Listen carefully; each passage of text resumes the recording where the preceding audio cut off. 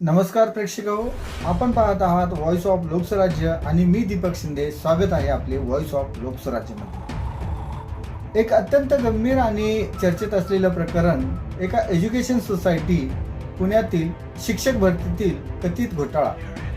सेवा ज्येष्ठता डावलून नातेवाईकांना दिली गेलेली पदोन्नती आणि बेकायदेशीर मान्यता याबाबत उद्या सुनावणी होणार आहे.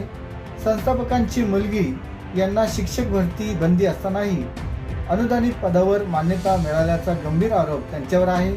त्याचप्रमाणे त्यांचेच पुत्र म्हणजे संस्थापकांचे पुत्र यांना सेवा ज्येष्ठता डावलून मुख्याध्यापक पदाची मान्यता मिळाल्याचा ठपका त्यांच्यावर आहे. गट शिक्षण अधिकारी कार्यालयाप्रमाणे सादर केलेल्या अहवालात अनेक अनियमितता उघड झाल्या आहेत. एकाच व्यक्तीस 2 वेगवेगळ्या पदावर एकाच दिवशी नियुक्त्या देण्यात आल्या आहेत.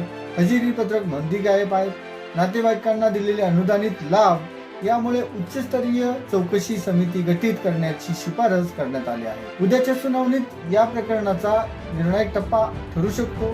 दोषींवर कारवाई होणार का? मान्यता रद्द होणार का? नातेवाईकांची नियुक्ती बेकायदेशीर ठरणार का? याचे उत्तर येणाऱ्या उद्याच्या सुनावणीत आपल्याला पाहायला मिळणार आहे. पाहत राहा व्हॉइस ऑफ लोकस्वराज्य. आम्ही या प्रकरणी प्रत्येक अपडेट सर्वप्रथम आधी तुम्हाला देऊ.